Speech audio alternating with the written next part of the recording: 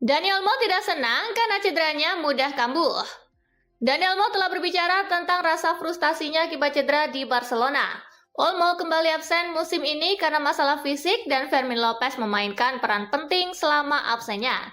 Barcelona dikabarkan telah menyusun rencana kebugaran khusus untuk mempertahankan Olmo di lapangan dan ia mengatakan sedang melakukan segala yang ia bisa untuk mencoba menemukan keseimbangan yang tepat. Pavlovic kenang selebrasi gol kemenangan melawan AS Roma. Salah satu momen terbaik Strahinja Pavlovic selama mengenakan jersey AC Milan adalah ketika dia mencetak gol kemenangan melawan AS Roma. Gol tersebut sangat berkesan mengingat itu jadi satu-satunya gol kemenangan Rossoneri. Namun tidak hanya itu, gol tersebut semakin sempurna setelah Pavlovic melakukan selebrasi bayi ngempeng yang merupakan simbol pengumuman dari pemain asal Serbia tersebut bahwa dia akan menjadi seorang ayah. Thomas Tuchel Masterclass. Timnas Inggris menuntaskan seluruh laga kualifikasi Piala Dunia dengan catatan yang nyaris sempurna dan sepenuhnya tanpa kebobolan. 7 pertandingan, 7 kemenangan, 20 gol tercipta, dan 0 gol bersarang di gawang. Sebuah performa yang menggambarkan organisasi, kedisiplinan, dan efektivitas. Inilah kelas master ala Thomas Tuchel. Norwegia diambang Piala Dunia.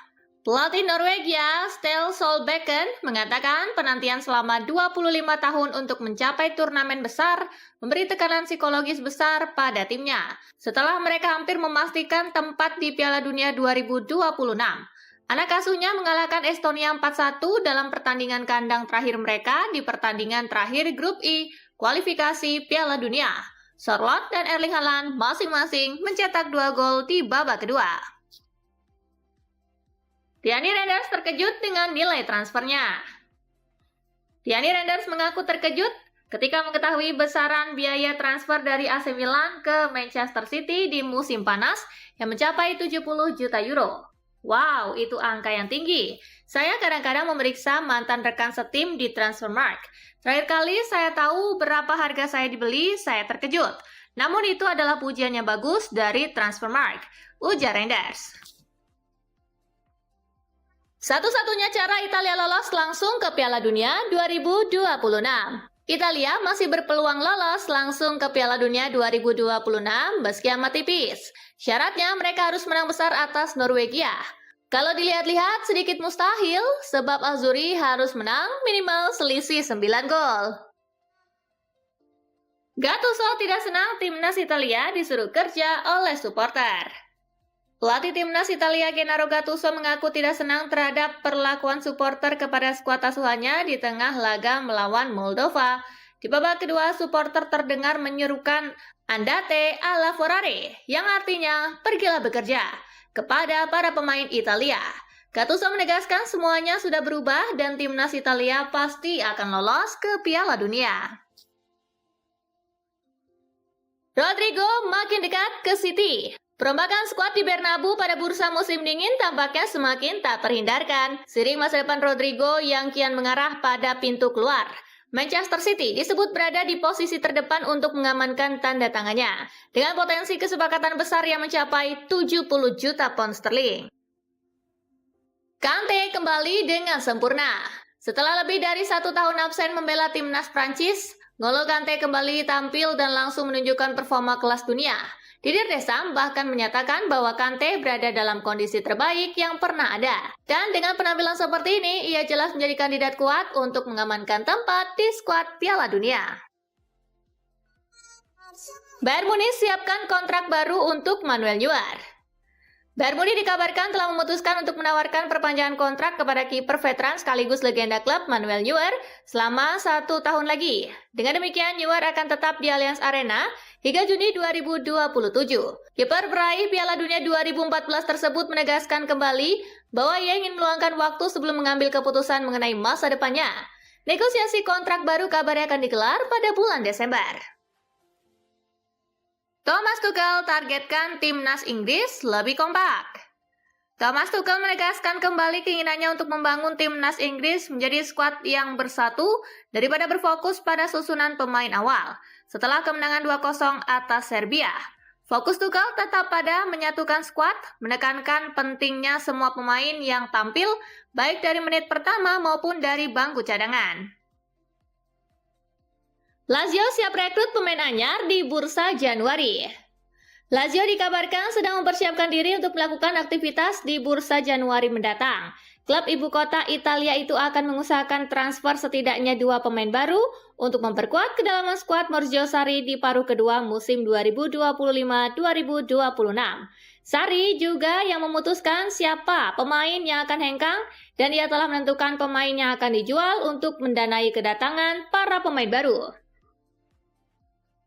Formasi baru untuk mengubah cara main Juventus. Luciano Spalletti mulai menanamkan ide-ide barunya di Juventus setelah menggantikan Igor Tudor. Pelatih berusia 66 tahun itu kini tengah berupaya membentuk sistem permainan yang lebih proaktif. Spalletti memanfaatkan jeda internasional untuk mengenal lebih dekat para pemain yang tetap berlatih di Continassa. Ia mendengarkan pandangan anak asuhnya sebelum benar-benar menerapkan sistem baru.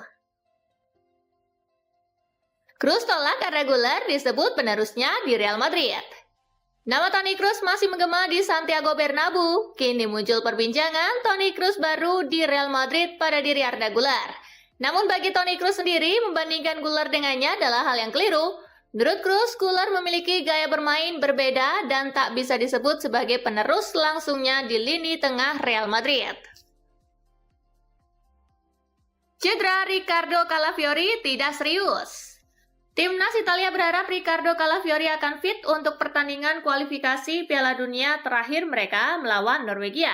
Berita ini menjadi dorongan besar bagi Arsenal yang khawatir akan kondisi bek andalannya. Masalah pinggulnya diyakini tidak serius dan Arsenal berharap dia baik-baik saja untuk menghadapi Tottenham dalam derby London Utara pada pertandingan pertama mereka setelah jeda internasional. Kane jadi target utama Barca. Barcelona mulai mempersiapkan fase baru setelah era Robert Lewandowski dan klub tampaknya tidak ragu untuk memikirkan opsi terbesar. Laporan terbaru menyebut bahwa Harry Kane menjadi kandidat utama. Klausul pelepasan yang jelas menjadikan Kane sebagai target yang realistis, sementara Barcelona menilai bahwa pengalaman dan ketajamannya dapat memainkan peran penting dalam membimbing para pemain muda. Arne Slot diberitahu sumber masalah Liverpool. Teka-teki serangan Liverpool di bawah Arne Slot mengalami perubahan baru ketika Dwight Yorke mengklaim bahwa penandatanganan musim panas senilai 116 juta pound sterling Florian Wirtz menghalangi solusi taktis terbaik klub. Legenda Manchester United itu percaya bahwa Alexander Isak dan Hugo Ekitike dapat meniru kemitraan ikoniknya dengan Andy Cole, tetapi hanya jika Slot cukup berani untuk memainkan mereka bersama-sama. Kebangkitan Leo membuka masalah baru di AC Milan. Leo kembali menjadi motor utama serangan Rossoneri. Ia mencetak gol, menciptakan peluang, dan berjuang untuk tim. Akan tetapi di tengah kebangkitannya itu justru muncul masalah lain yang tak kalah pelik bagi Milan. Kini bukan lagi soal bagaimana membuat Leo bermain lebih baik, persoalannya bergeser menjadi bagaimana membuat rekan-rekannya bisa mengikuti ritme bintang asal Portugal itu. Phil Foden nikmati perannya di timnas Inggris. Thomas Tuchel telah mengisyaratkan Phil Foden dapat beroperasi sebagai false nine untuk memberikan perlindungan bagi penyerang utama Harry Kane. Posisi itulah yang Phil Foden tempati di penghujung laga melawan Serbia dan sang playmaker bermain baik di posisi lebih ke depan, melepaskan 2 tembakan dan 2 kali memberi umpan kepada Eberechi Eze dengan